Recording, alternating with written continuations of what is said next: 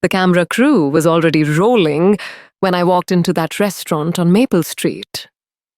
But I was the only one who knew it.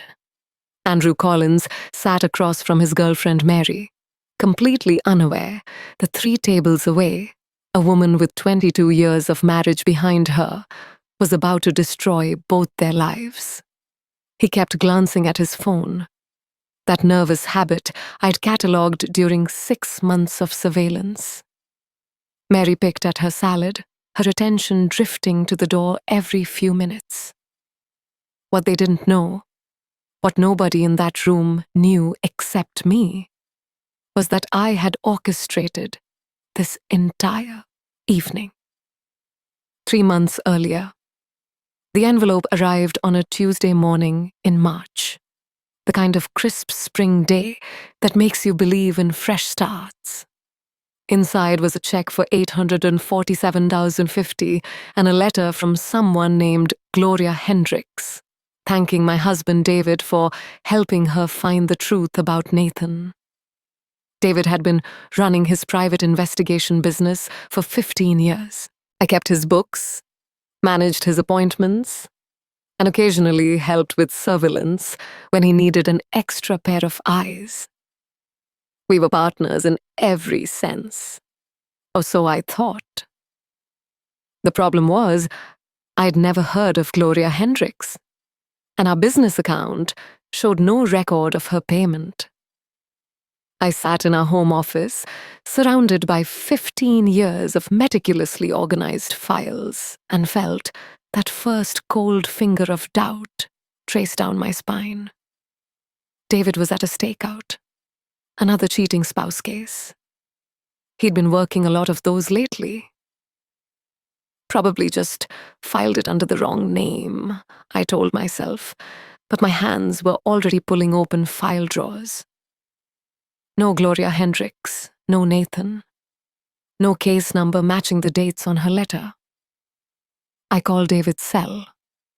It went straight to voicemail, his voice warm and familiar. "You've reached Pinnacle Investigations. Leave a message and we'll get back to you." We'll get back to you.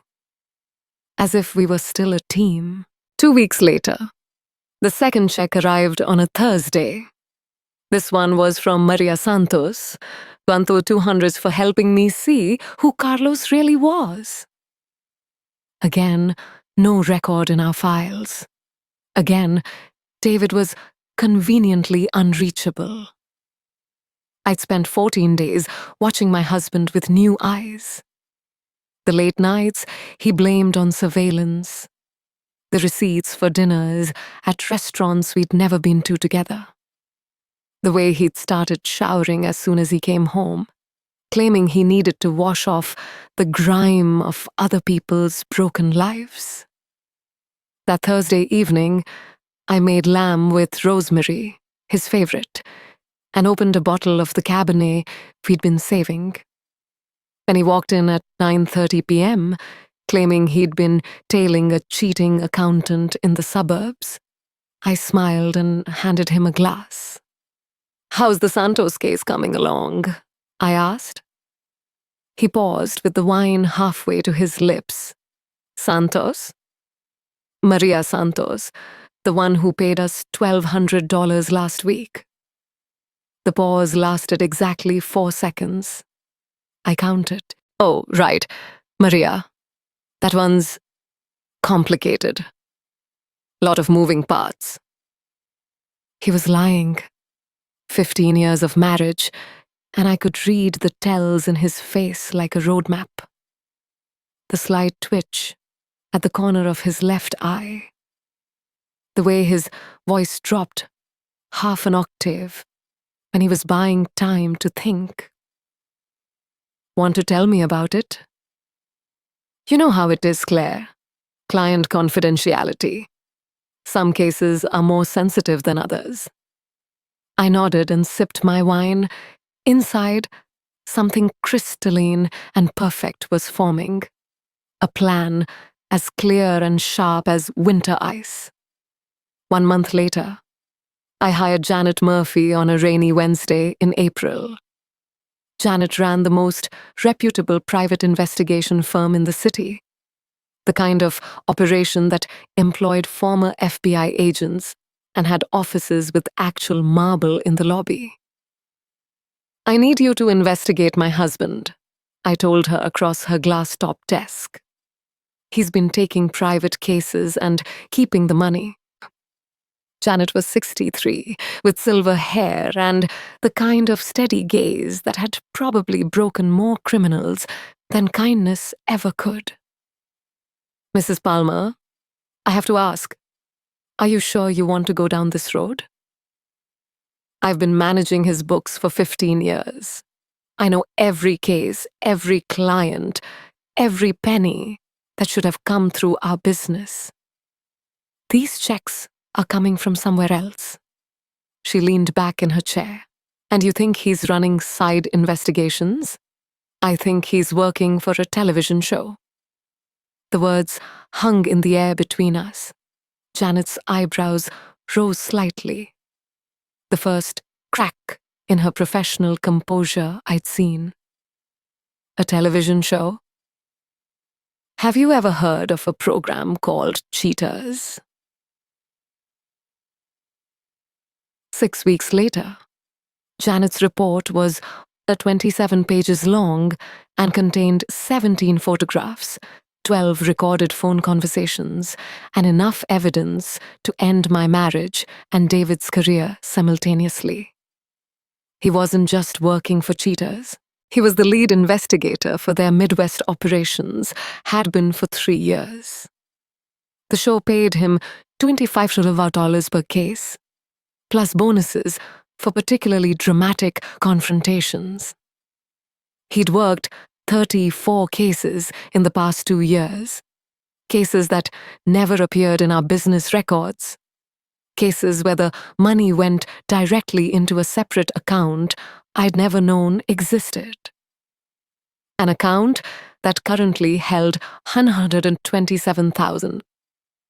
The photographs showed him directing camera crews, positioning vehicles for optimal filming angles, briefing the show's host about the targets. In one particularly damning image, he was pointing directly at a young man who looked exactly like Andrew Collins. But the recorded conversations were what made my blood run cold. "The girlfriend's definitely cheating."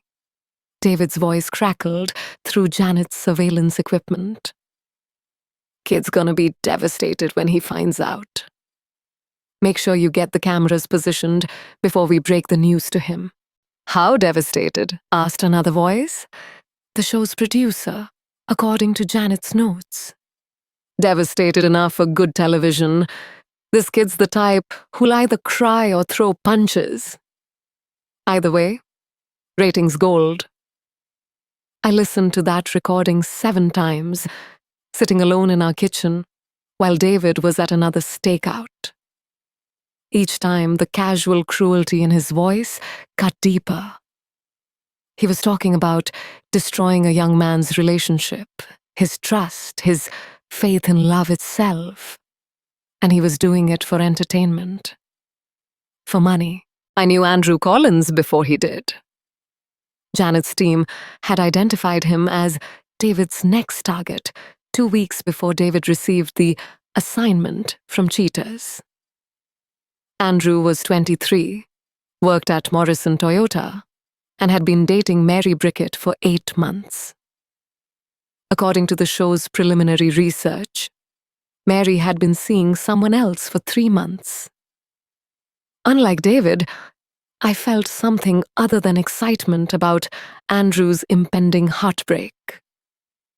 I started following him myself, using the surveillance skills David had taught me during our early years together. Andrew was a sweet kid, the type who held doors open for strangers and left 20% tips, even when the service was terrible. He worried about Mary constantly, texting her throughout the day, bringing her flowers for no reason.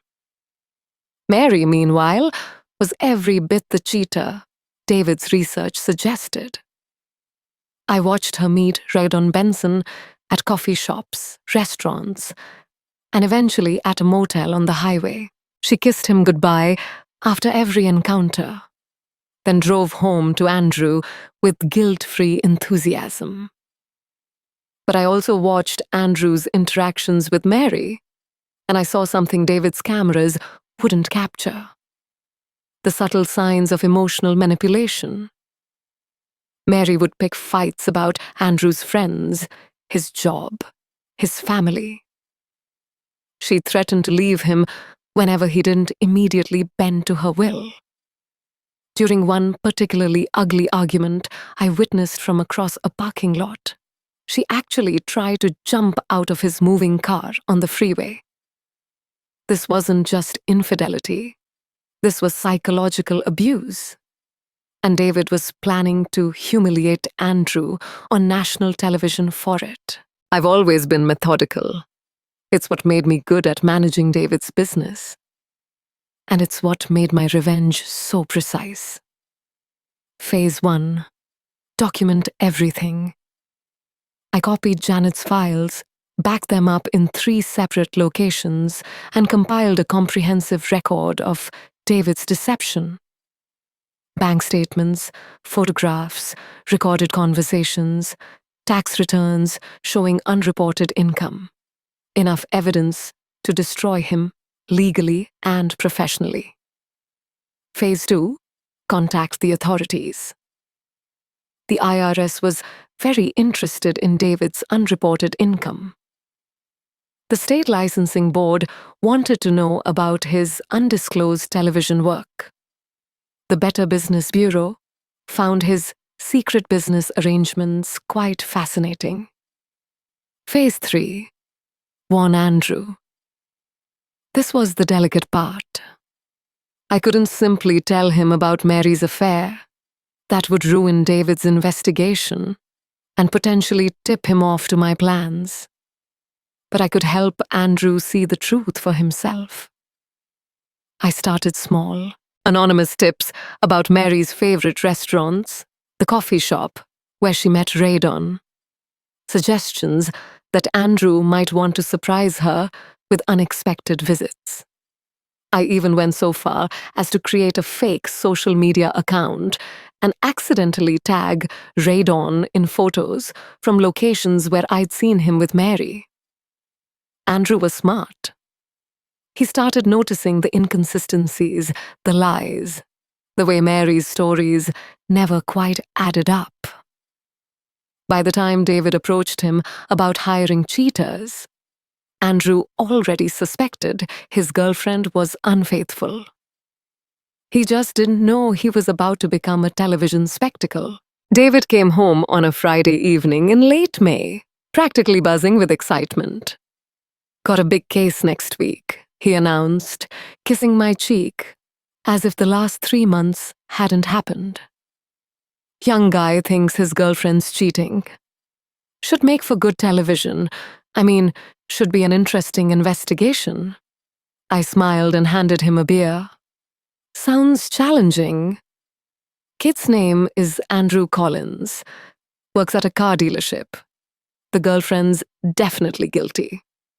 My preliminary research confirms it. We'll probably wrap this one up in a few days.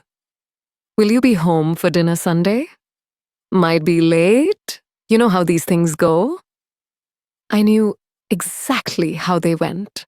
David would spend the weekend positioning his cameras, briefing his crew, setting up the perfect shots for Andrew's emotional destruction. Then, on Sunday evening, they'd ambush Andrew with evidence of Mary's betrayal and film his breakdown for national broadcast. "Of course," I said, "I understand completely." That night I made my final preparations. I arrived at Marcello's on Maple Street at 6:30 p.m., 30 minutes before Andrew and Mary were scheduled to meet. I chose a table with clear sightlines to both the entrance and the booth where they'd be sitting. I ordered wine and pasta, playing the part of a woman enjoying a quiet dinner alone. At 7 o'clock, David's camera crew took their positions. Two men with small, handheld cameras sat at a corner table. A third man with audio equipment positioned himself at the bar. They were good, professional, inconspicuous. Anyone else would have missed them entirely. At 7:15, Andrew arrived. He looked nervous, checking his phone constantly. He ordered coffee and waited. Mary walked in 20 minutes later, already annoyed about something. I watched their conversation from across the room, reading lips when possible, cataloging body language. Mary was dismissive, distracted. Andrew was trying to connect, to bridge whatever gap had opened between them. At 7:45, David entered the restaurant. He walked directly to Andrew's table, introduced himself as a private investigator, and delivered the news that would change Andrew's life forever. His girlfriend was cheating on him.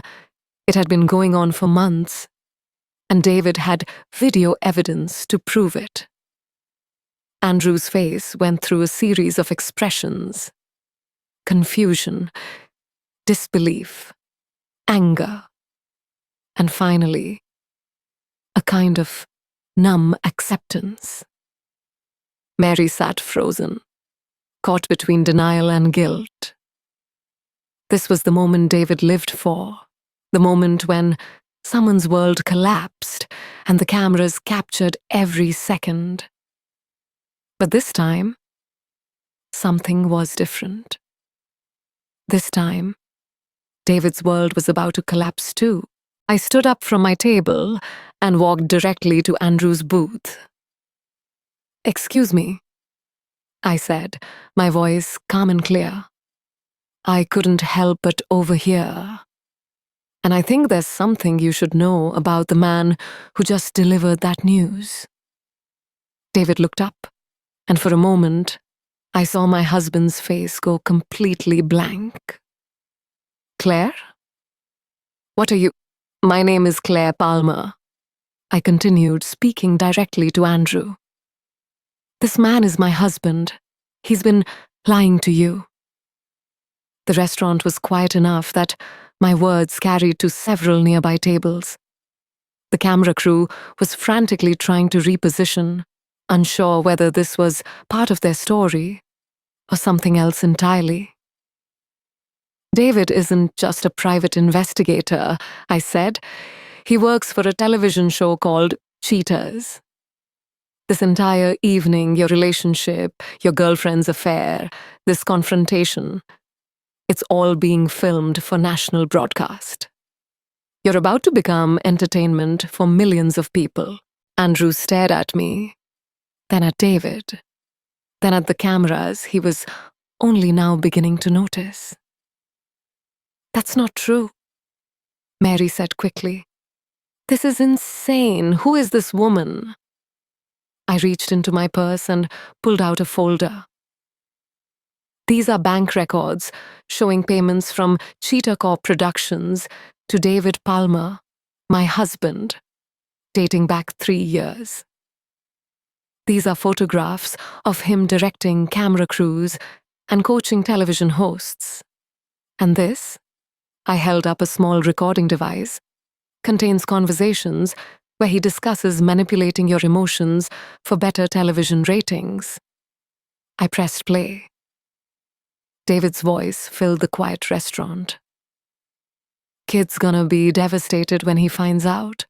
Make sure you get the cameras positioned before we break the news to him." The silence that followed was absolute. What happened next unfolded with the inevitable logic of a house of cards collapsing. Andrew, to his credit, didn't explode. Instead, he stood up slowly, looked directly into the nearest camera, and said, "Turn that off."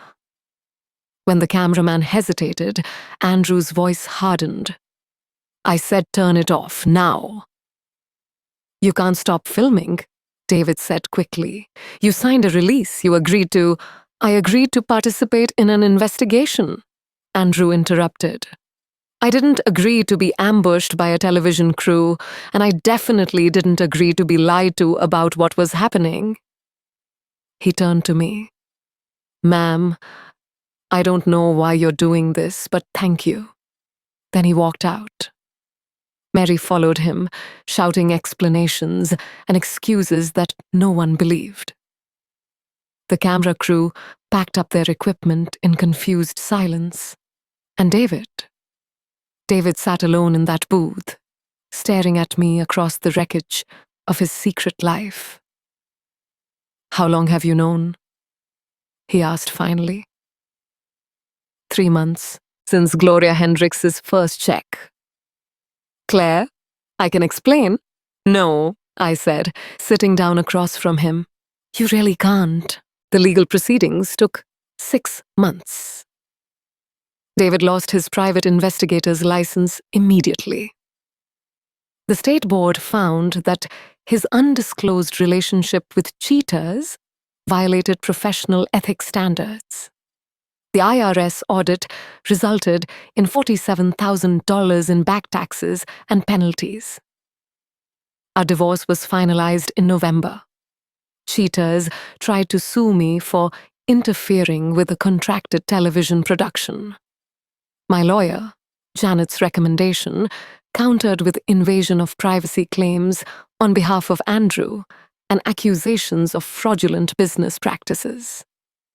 The show quietly dropped their suit and paid Andrew a settlement that covered his legal fees and then some. The episode never aired. David moved to Phoenix and got a job as a security guard. I kept the house, the business assets, and half of his secret television money. I also kept our business name, Pinnacle Investigations, though I changed the specialty from infidelity cases to corporate fraud. Turns out, I have a talent for uncovering deception. 6 months later, Andrew Collins sent me a Christmas card. Inside was a photo of him with a woman I didn't recognize. Blonde, laughing, holding his hand in front of a Christmas tree. The inscription read, "Thank you for helping me see that not all truth is painful. Some truth sets you free. Andrew and Jessica." I kept that card on my desk for the rest of the winter. In February, I received a call from Gloria Hendricks, the woman whose check had started this entire investigation. She'd heard about what happened with David and wanted to meet me for coffee. I always wondered why he seemed so excited about my case, she told me over lattes at a cafe downtown. Nathan cheating on me was devastating, but David acted like it was Christmas morning. Now I know why. We talked for 2 hours. Gloria had rebuilt her life after her divorce, started her own consulting business, and was considering dating again. But I'm scared, she admitted. How do you ever trust anyone after something like that? You learn to trust yourself first, I said. You learn to recognize the signs, to listen to your instincts, to value your own judgment over someone else's lies. She nodded slowly. Is that what you did? That's what I'm learning to do. 1 year later, I was sitting in my office, the same room where I discovered David's first betrayal, when the phone rang. Pinnacle Investigations, Claire Palmer speaking. Miss Palmer, my name is Rachel Morrison. I think my business partner is embezzling money from our company, and I need someone who understands what it's like to be betrayed by someone you trust. I opened a new file folder and reached for my pen. Tell me everything, I said. 2 years later, the investigative business has been more successful than David and I ever imagined. Turns out, there's significant demand for someone who can uncover financial fraud with the methodical precision of someone who's been personally betrayed. I've worked cases involving embezzlement, insurance fraud, and corporate espionage. Last month, I hired 2 former FBI agents and moved to a larger office. I still think about Andrew sometimes, wondering if he learned to trust again. If Jessica makes him laugh the way he deserves to be laughed with. I think about Mary too, though less charitably. I hope she learned something from her public humiliation, though I doubt it. Mostly, I think about the moment in that restaurant when I chose truth over comfort, justice over silence. It would have been easier to confront David privately, to handle our divorce quietly, to let Andrew discover Mary's betrayal through David's television cameras. Instead, I chose to act. The woman who walked into Marcello's that night was a victim, betrayed, deceived, manipulated by someone she loved. The woman who walked out was something different entirely. I was an investigator, a truth teller, someone who refuses to let lies masquerade as love, someone who understands that the best revenge isn't cruelty, it's clarity. Last week, I received a wedding invitation from Andrew and Jessica. The ceremony is next month in a small church outside the city. At the bottom, in Andrew's handwriting, was a note. Thank you for teaching me that some people fight for the truth, even when it hurts. Especially when it hurts. I'll be there, wearing something blue and carrying a small gift. A picture frame with a simple inscription. Trust yourself first. Because that's what I've learned in these 2 years since my world collapsed and rebuilt itself. The strongest foundation isn't love or loyalty or promises that sound beautiful in the dark.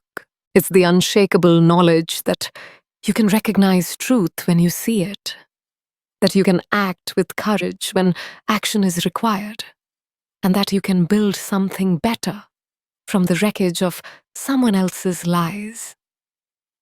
David thought he was the investigator in our marriage, the one who uncovered secrets and revealed hidden truths. He was wrong. I was always the better detective. I just needed the right case to prove it. Outside my office window, spring is coming early this year. The trees are budding, the light stays longer each evening, and somewhere in this city, someone is probably discovering that the person they trust most has been lying to them. And they're ready to know the truth. All of it. Not just the parts that make for good television. They'll know where to find me. I'll be here, ready to help them see clearly. Ready to help them investigate their own lives. Ready to help them discover what they're really worth.